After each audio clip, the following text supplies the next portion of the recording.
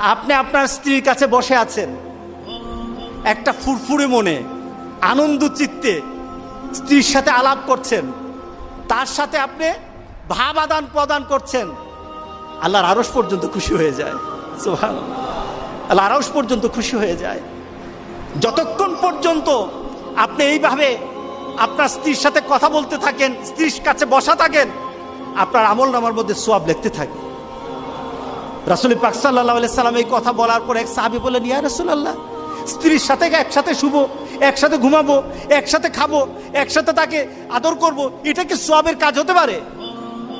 রাসূল পাক সাল্লাল্লাহু আলাইহি সাল্লাম বললেন, আচ্ছা তোমার স্ত্রীকে না নিয়ে তুমি যদি আরেকজন স্ত্রীর কাছে বসে থাকো, আছে কিনা?